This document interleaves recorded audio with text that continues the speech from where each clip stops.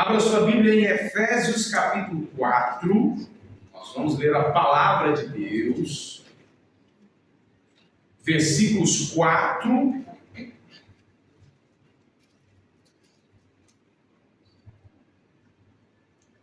Versículos 4, 5 e 6.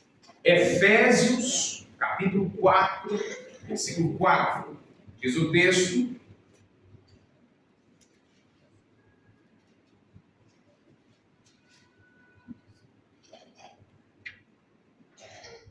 há somente um corpo e um só espírito, mas também é uma só a esperança para a qual vocês foram chamados. Há um só Senhor, diga, um só Senhor. Uma só fé, diga. Um só batismo, diga. Um só Deus, diga. E Pai de todos, diga. O qual é sobre todos, age por meio de todos e está em todos. Então, é isso. Há somente um corpo, um só Espírito, uma só esperança, um só Senhor, uma só fé, um só batismo, um só Deus e Pai de todos. Olhem para mim aqui. Em um mundo cada vez mais diversificado, numa linguagem mais coloquial, pluralista, onde muitas vozes clamam por autenticidade espiritual, a verdadeira igreja de Cristo deve sim ser distinguida pelas suas marcas inconfundíveis. Não basta meramente proclamar-se uma igreja ou utilizar o nome de Deus em seus discursos. É necessário evidenciar uma fidelidade aos princípios divinos revelados na palavra de Deus. Como é que eu descubro se uma igreja é verdadeira? Pela placa que está lá fora? Como é que eu identifico uma igreja como sendo uma igreja verdadeira? Um dos requisitos é você ler a declaração de fé dessa igreja. O que essa igreja crê? A declaração de fé é o que vai levar essa igreja a pregar as suas mensagens no altar ou em outros lugares que ela propaga as suas pregações. Então, não basta meramente proclamar-se uma igreja ou utilizar o nome de Deus em seu discurso. É necessário evidenciar uma fidelidade aos princípios da palavra de Deus. Veremos aqui, objetivamente, algumas características que marcam uma igreja autêntica, uma igreja verdadeira, de acordo com as Escrituras. A compreensão desses princípios básicos que eu vou trabalhar aqui irá nos ajudar a identificar se uma igreja é verdadeiramente cristã ou não, em meio a tantas propostas que tem por aí. Gente, só não frequenta a igreja quem não quer.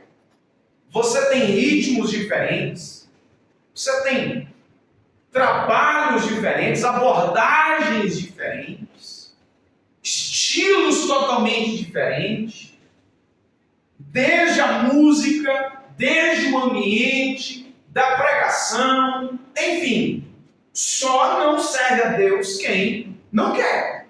Mas no meio dessa pluralidade, tudo é verdadeiro.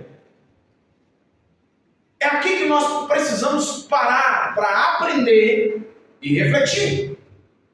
Primeira marca de uma igreja verdadeiramente cristã é a sua total dependência da Bíblia como única fonte de inspiração.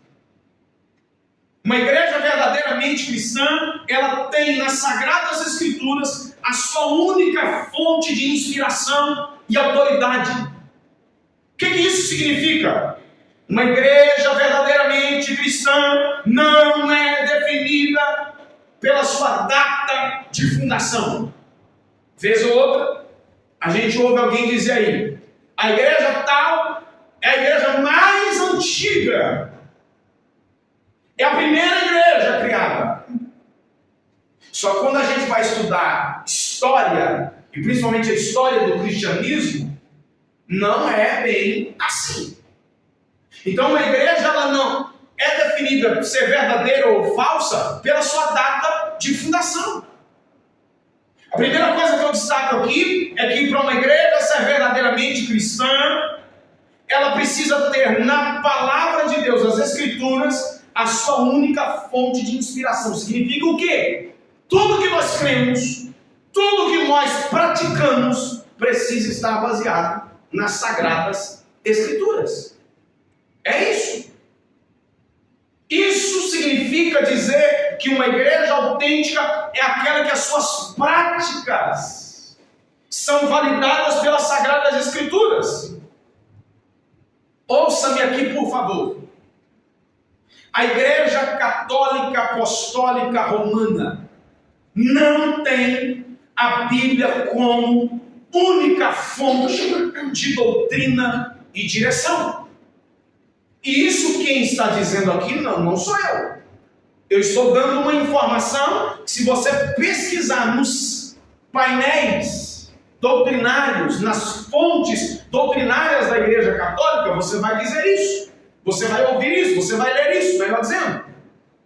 Então, e aqui para ficar estabelecido, para eu não ficar repetindo aqui, Igreja Católica Apostólica Romana, toda vez que eu dizer ou disser Igreja Romana, entende-se Igreja Católica Apostólica Romana. Ok? Então toda vez que eu dizer Igreja Romana, Teologia Romana, entende-se Igreja Católica Apostólica Romana. Certo? A Igreja Romana, ela não tem nas Escrituras a sua única fonte de inspiração. Em um nível de prioridades está a palavra do Papa, a tradição, que são escritos antigos de líderes, teólogos, mártires, referências dentro do catolicismo, e por fim, a Bíblia. Aliás, eu recomendo você fazer uma pesquisa depois na internet, você vai achar isso facilmente. Não num passado muito longe, mas um arcebispo de uma cidade no Nordeste, ele disse abertamente que todo católico que querer provar na Bíblia aquilo que o padre prega, esse católico deixou de ser católico e se tornou protestante. Por quê? A Igreja Romana, ela não tem nas Escrituras a sua única fonte de inspiração. Aliás, um dado histórico aqui que não é invenção minha. Na Idade Média, a Igreja Romana impediu o acesso das pessoas à Bíblia, reservando-a apenas ao clero. Além disso, mandou queimar muitas Bíblias que circulavam entre o povo. Apenas a sua liderança poderia ler as Escrituras, eu repito, e a sua pregação era feita em latim e de costas para o povo. Ou seja, as verdades da palavra de Deus eram ocultadas das pessoas com o propósito de proteger os interesses da autoproclamada Santa Igreja. E isso é um fato histórico que não pode ser negado. Quem está me acompanhando diz amém. Amém. O movimento da reforma protestante, que explodiu no dia 31 de outubro de 1517, na verdade, começou há alguns séculos antes disso, com homens corajosos, como John Hus, foi um mártir do cristianismo, que fez parte do movimento de reformadores. Ele viveu 100 anos antes de Martinho Lutero. John Hus foi queimado em uma fogueira com a acusação de ser herege. Para você ter ideia, ele se levantou contra aquilo que a igreja romana pregava na época e começou a combater dentro das escrituras que a liderança tinha acesso, e ele foi condenado à morte numa fogueira 100 anos antes de Martinho Lutero fixar numa catedral na Alemanha as suas 95 teses. E tem um detalhe: quando John Hus estava sendo morto, quando estava incendiando ele disse umas palavras que se tornaram proféticas. Ele disse: hoje vocês estão matando um ganso, daqui a 100 anos vai se levantar um cisne e que vocês não vão conseguir matar. 100 anos depois, levantava-se Martinho Lutero juntamente com outras pessoas, explodindo então o movimento da Reforma Protestante, em que Martinho Lutero foi perseguido, foi condenado também à morte, foi chamado a se retratar, mas não conseguiram colocar as mãos em Martinho Lutero. Ele fixou no dia 31 de outubro de 1517 as suas 95 teses na porta da Catedral de Wittenberg, na Alemanha, e isso desafiava diretamente a teologia romana. A Reforma Protestante devolveu a Bíblia para o povo, afirmando o princípio que é um dos 5 pilares da Reforma Protestante, o sola Escritura, ou seja, somente a Escritura como autoridade final daquilo que nós cremos e daquilo que nós vivemos. O povo tem Bíblia hoje na mão, graças ao movimento da Reforma Protestante. Obviamente, como eu disse, a igreja romana pediu a retratação dos reformadores. E olha uma frase de Martinho Lutero: a menos que eu seja convencido pelas Escrituras e pela razão evidente, não posso e não vou retratar nada. Uma outra frase famosa de Lutero: é melhor ser dividido pela verdade do que unido pelo engano. Cabra firme. A igreja verdadeiramente cristã tem a Bíblia como sua regra infalível de fé e prática. Alguém ouve dizer isso e fala assim: mas a Bíblia foi escrita por homens. Foi escrita por homens. Você queria que fosse escrita por quê? Por anjo? Gente, sim, escrita por homens. Muitos textos a gente já tem dificuldade de entender, de interpretar. Você imagina se fosse escrito por anjos? Outra coisa, a Bíblia ela foi escrita por homens para que os homens conseguissem ler e a entender. Agora tem um detalhe. Olhe para mim se você não sabe. A Bíblia ela foi escrita entre o primeiro e o último livro em um período de 1500 anos. Quantos anos? 1500. E quando você pega para ler a Bíblia do início ao final, parece que é uma mesma pessoa que escreveu. A continuidade. Homens dos mais diversos níveis culturais e de conhecimento. Cerca 39 ou 40, dependendo aí do entendimento sobre a carta aos Hebreus. Agora tem um detalhe, gente: os escritores podem ser 39 ou 40, mas o autor das Sagradas Letras é um só, é o Espírito Santo que direcionou esses homens para que eles escrevessem a sua palavra. Oh, meu filho, a palavra de Deus, essa é a palavra. Nas palavras do apóstolo Paulo, toda a Escritura é divinamente inspirada por Deus, útil para o ensino, para a correção, para a repreensão, para a educação na justiça. 2 Timóteo 3:16. Olha o que Paulo disse em Gálatas 1:8. Seja amaldiçoado. Seja amaldiçoado. Qualquer um, inclusive nós, ou mesmo um anjo do céu, se anunciar um outro evangelho diferente desse que lhes anunciamos.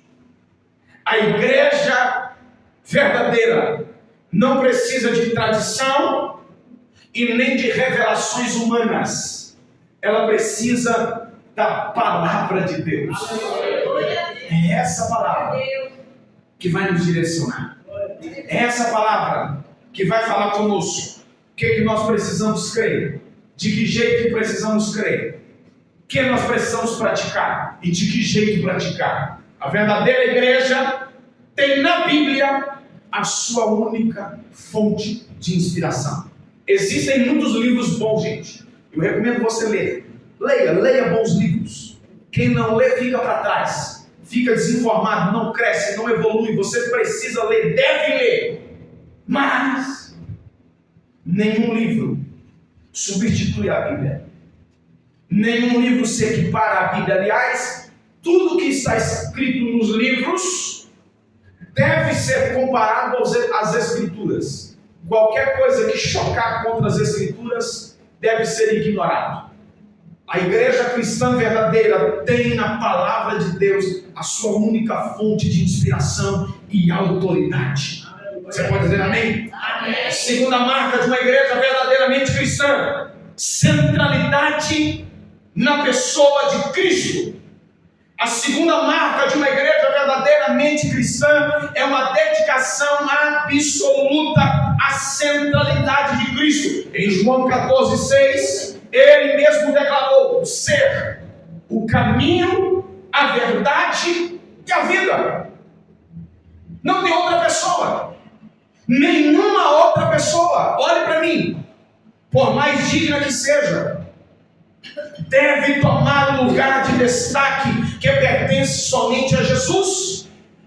Diferentemente de outras religiões, o cristianismo requer exclusividade da pessoa de Cristo, gente. O cristianismo é uma religião monoteísta. Significa dizer com isso o quê? Que nós temos um único Deus. O cristianismo não admite o politeísmo, a crença em muitos deuses. Então, ou seja, tudo deve girar em torno de Jesus. Ele é a nossa referência, Ele é o nosso foco. Diferentemente de outras religiões. Olha o que Pedro diz, Atos capítulo 4, versículo 12.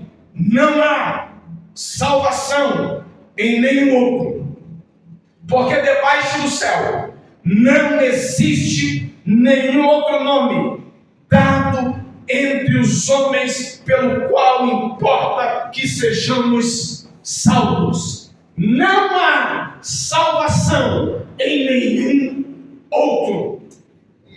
Centralidade da pessoa de Jesus. Infelizmente, muitas tradições cristãs desenvolveram práticas que desviam o foco exclusivo de Jesus. Há até igrejas evangélicas que criam uma espécie de uma forma mística, uma espécie de um misticismo, de uma forma tão intensa em torno da sua liderança, que a pessoa de Cristo se torna secundária. Escute isso aqui, quem me ouve diz amém. Amém. Os pastores, as lideranças devem ser amadas, devem ser respeitadas, mas há casos que extrapolam os limites e a pessoa passa a ser venerada e idolatrada. Aliás, essa desconstrução da pessoa de Cristo é uma herança religiosa antiga. De maneira equivocada e maldosa, é dito que os evangélicos odeiam a Maria, por exemplo, a mãe do Salvador. Essa afirmação, ela não é verdadeira. Ela não corresponde com a realidade. Maria foi alguém que agradou a Deus, tanto que agradou o coração de Deus, que ela teve um privilégio extraordinário de ter sido a mãe terrena do nosso Salvador. Aliás, tem que ser terreno porque Jesus não tem mãe espiritual. E nada mais do que isso. Não há santidade nem poder salvífico em Maria. Dar a Maria o status de mediadora é dizer que o sacrifício de Jesus foi insuficiente.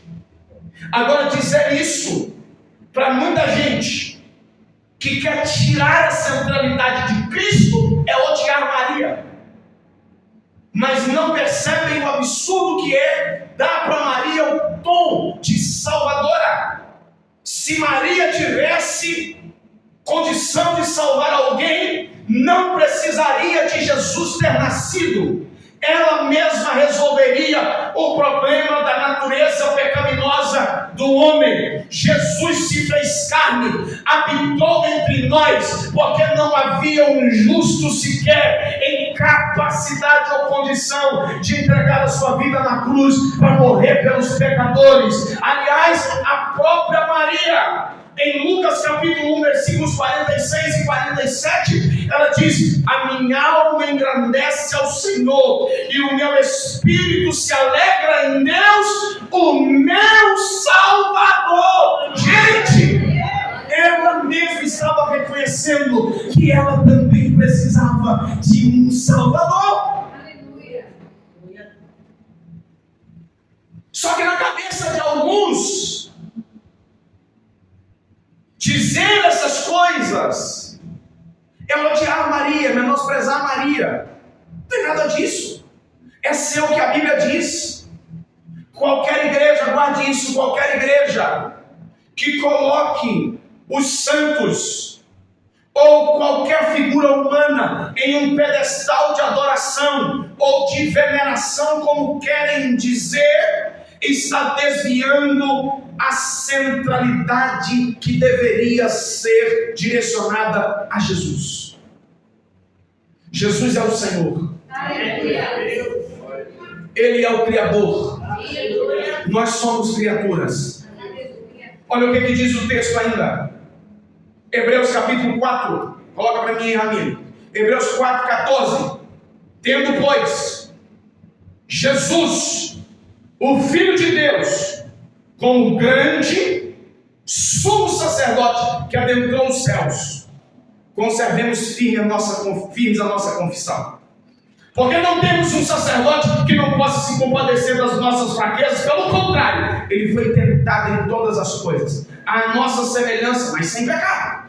Portanto, aproximemo-nos do trono da graça com confiança, a fim de recebermos misericórdia e encontrarmos graça para ajuda em momento oportuno. Tudo é direcionado a ele, gente.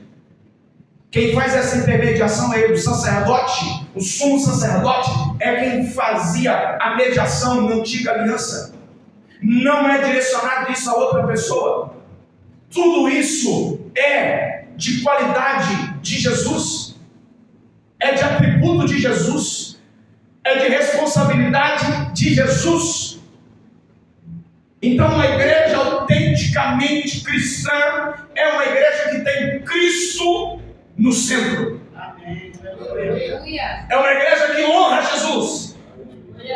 É uma igreja que não diminui o sacrifício de Jesus. É uma igreja que não quer arrumar qualquer tipo de gambiarra para completar o sacrifício de Jesus. Quando Jesus estava morrendo, antes de dar o seu último suspiro, Jesus disse: está consumado. Quem disse com isso? Que a obra estava concluída, que a obra estava perfeita. O que ele fez lá na cruz do Calvário, Maria não podia completar, José não podia completar, Pedro não podia completar, igreja nenhuma poderia completar, porque o sacrifício dele foi suficientemente capaz de perdoar o pecado da humanidade. Uma igreja verdadeiramente cristã é uma igreja que tem Cristo no centro. Terceira e última marca. Uma igreja verdadeiramente cristã não se põe como dona da salvação.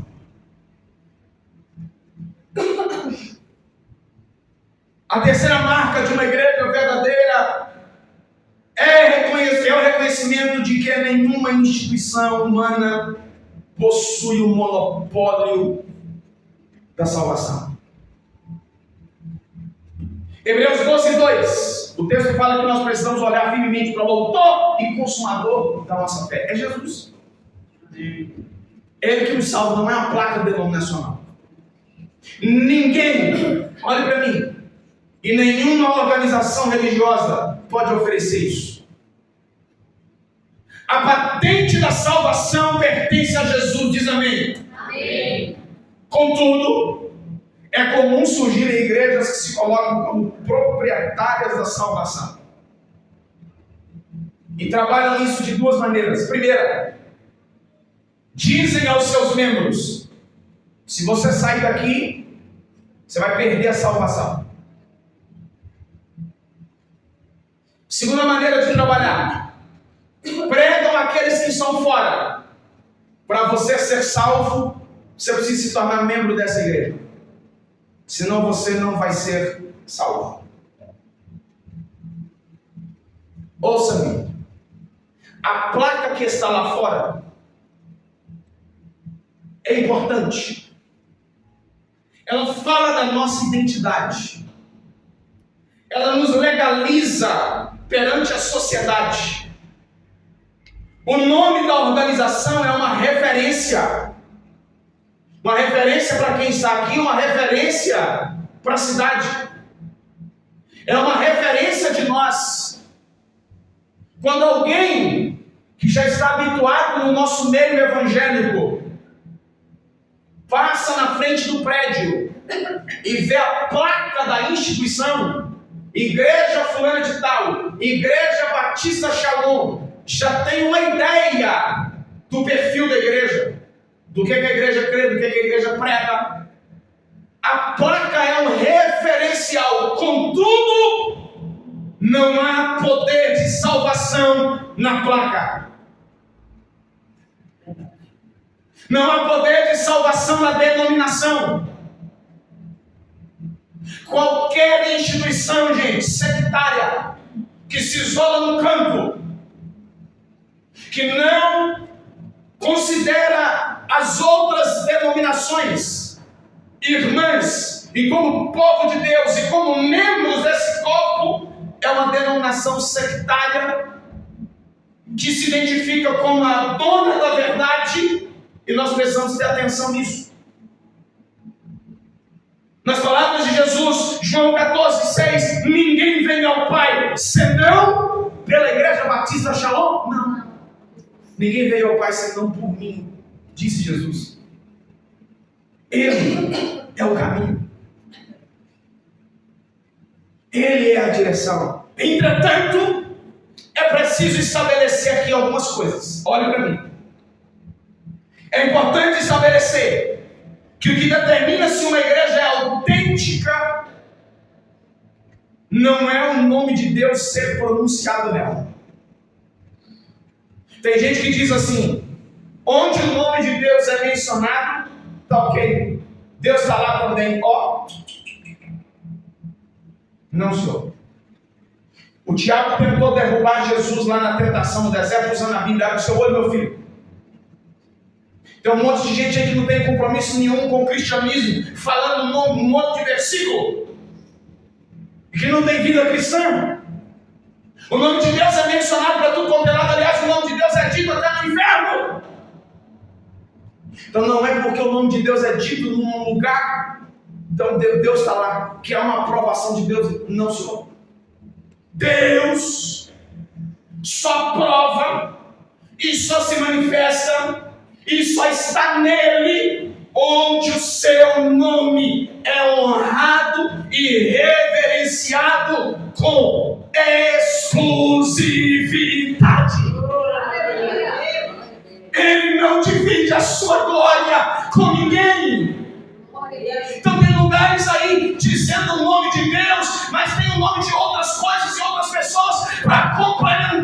1000 vezes não! Essa é uma ideia equivocada, gente. Isso não é verdade, que onde o nome de Deus é dito, é o que está valendo. Jesus alertou os seus discípulos. Coloca aí, Ramiro, Mateus 16:11. Cuidado com o fermento dos fariseus e dos saduceus, que consistia em suas doutrinas e costumes. Os fariseus, olhem para mim, carregavam uma aparência piedosa e religiosa, mas eram hipócritas naquilo que faziam. Falavam de Deus com muito rigor, mas não tinham qualquer relacionamento e compromisso com Ele. A sinceridade é um dos requisitos fundamentais da fé cristã. Uma igreja onde a adoração ou a veneração a Deus é dividida com outros deve ser evitada por nós. Eu percebo que existe aqui na cidade. A gente poderia ter 100 pessoas aqui dentro dessa igreja. Eu ia pregar essa mensagem que eu vim preparada. Não estou pregando aqui porque tem, todo mundo aqui é crente, não. E aliás, está gravando e amanhã vai para o YouTube também. Deixa qualquer lado. Eu já percebi que existe uma ideia aqui na cidade. Entre os evangélicos, de maneira geral, claro, com exceção, mas poucas. Existe um pensamento aqui que o pessoal não faz muita distinção entre o que é a igreja evangélica e a igreja romana. Não sei se você já percebeu isso. Na cabeça de muitos evangélicos aqui, tanto faz estar numa igreja evangélica quanto na igreja romana.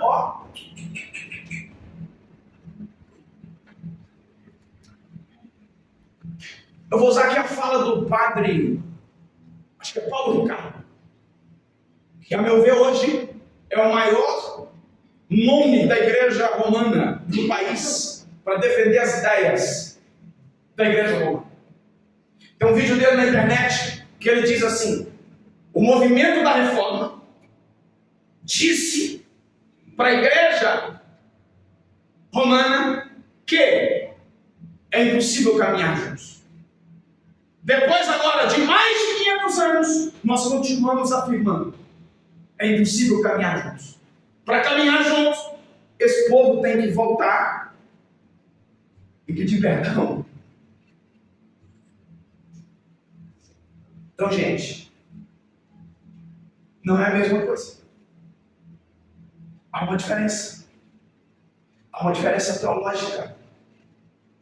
Há uma diferença de autoridade inspiracional. Há uma diferença. Há uma diferença na centralidade de Cristo. Não caia nesse erro. E eu estou aqui citando para você Bíblia, e não fazendo aqui como uma mera paixão religiosa, como eu já soube que o vigário aqui da cidade faz aí sempre.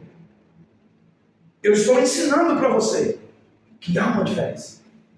E quando eu digo que tem muita gente que não faz essa distinção, existe na boca de muitos de nós evangélicos aqui da cidade, e eu estou fora dessa, existe na boca de muitos crentes algumas expressões que são típicas do catolicismo.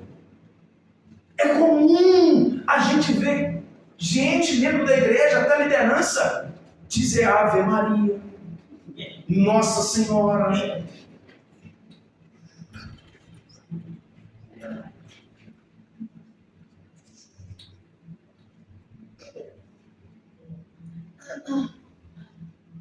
Olha, eu já ouvi de gente aqui, membro de igreja aqui da cidade, não aqui da nossa igreja, pelo menos até o ponto que eu sei, aceitar ser padrinho e madrinha de batismo lá na igreja católica.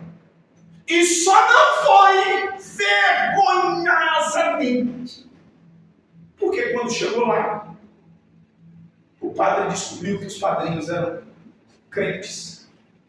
E o padre não aceitou. Que vergonha!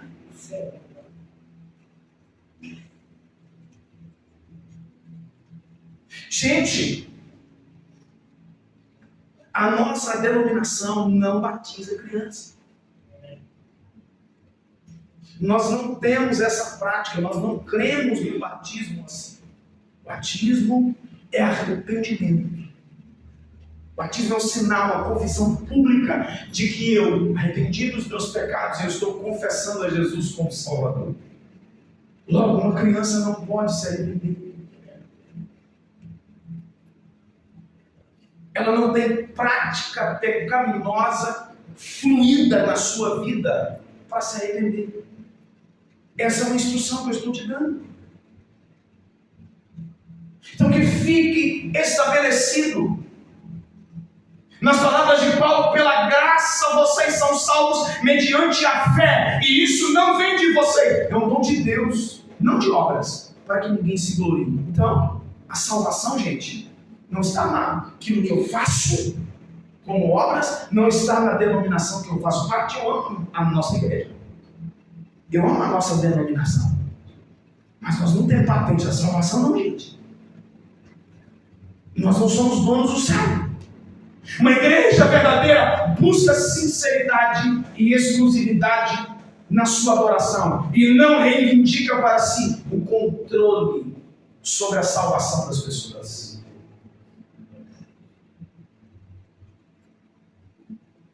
Eu já soube de casos, não aqui, eu já soube de casos de gente que vai mudar de igreja, pastor, amaldiçoa a pessoa.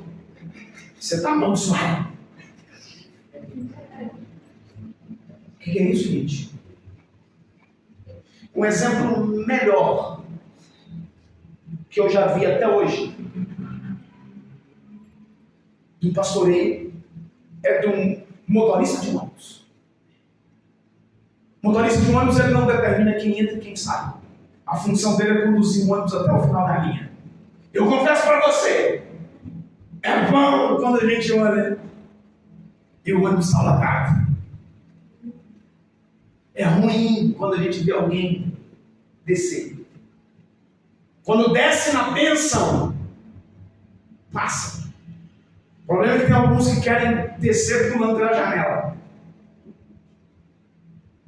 Querem descer antes do ônibus parar. Então, o problema não é mudar de igreja. O problema é a maneira como eu mudo. Como é que eu saio? Eu arrumei um furacão, um vendaval, um terremoto, briguei com todo mundo e agora eu vou para o outro canto. Aí não pode. Resolve esse B.O. todo primeiro, deixa a poeira baixar, depois você sai. Mas fica aqui, gente, sai, pelo amor de Deus. Não vai não. Fica com a minha discussão até o final da linha. As marcas de uma igreja cristã são claras e inegociáveis. Fidelidade às Escrituras. Centralidade absoluta de Jesus. E humildade diante da graça salvadora de Deus. Nós não somos donos da salvação. Nós somos uma parte do povo que vai morar no céu. Aleluia! Mas eu preciso prestar atenção que esse lugar é pregado. A igreja não é dona da salvação. Mas se no lugar que eu estou, a igreja não tem uma mensagem bíblica, cristocêntrica, eu não devo estar lá. Que comunhão eu vou ter? Com um ambiente onde aquilo que é pregado não corresponde com aquilo que Jesus ensinou. Termino dizendo: não se trata apenas de uma forma institucional ou de tradição, mas de um compromisso genuíno com a verdade revelada. As igrejas que existem ou que exibem essas características demonstram que estão alinhadas com o propósito de Deus e com o Evangelho de Cristo. O desafio nosso está então em discernir e nos comprometer com essas marcas. rejeitando qualquer caminho que não reflita a autenticidade da verdadeira igreja de Cristo.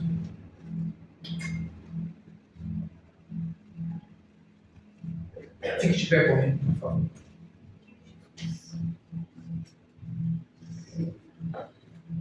O que eu falei que hoje eu não disse para você que a verdadeira igreja de Cristo, ela não vai ter problemas. Nós somos gente. Fala comigo bem alto aí, eu sou gente. Eu sou gente. Eu sou gente. Todos nós temos problemas, todos nós temos defeitos, todos nós temos dificuldades.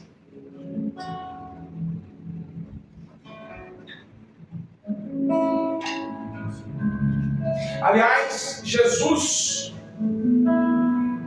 chamou 12 para caminhar mais perto com ele. Ele tinha mais gente, mas para caminhar de pertinho ele tinha 12. Desses 12, um negou, o outro vendeu, um duvidou, um outro grupo voltou para pescar logo depois que ele morreu. Antes de morrer, ele estava sendo julgado com aquele ping-pong que fizeram lá, uma hora a autoridade religiosa, outra hora a autoridade política. Jesus olhou e não tinha ninguém. Um grupo de 12. Se Jesus, que era Jesus, gente, não conseguiu alinhar aquela turma em 3 anos e meio, ou 3 anos, olha que dificuldade. Então, gente, aqui todos nós vamos ter problemas. Olhando firmemente para Jesus, o autor e consumador da nossa fé. Ele vai sair para nós. Eu glorifico a Jesus pela vida dessa igreja, pela vida dessa denominação, que embora eu estou nela não há muitos anos,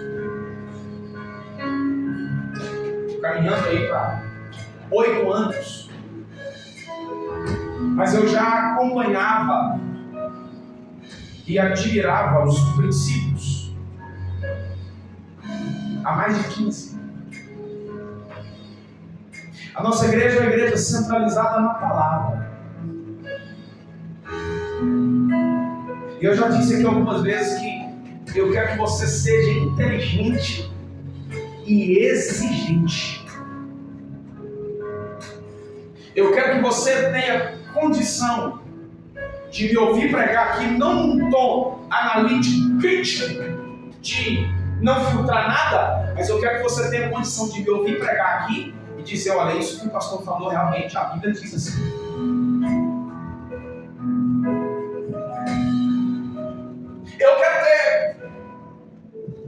Eu quero que você também seja. Se em algum momento eu ou qualquer outra pessoa que for ministrar aqui cometer um escorregão, eu quero que você detecte também na hora aí, tá? Não é assim. Eu quero que você seja inteligente, instruído. Feche seus olhos, vamos.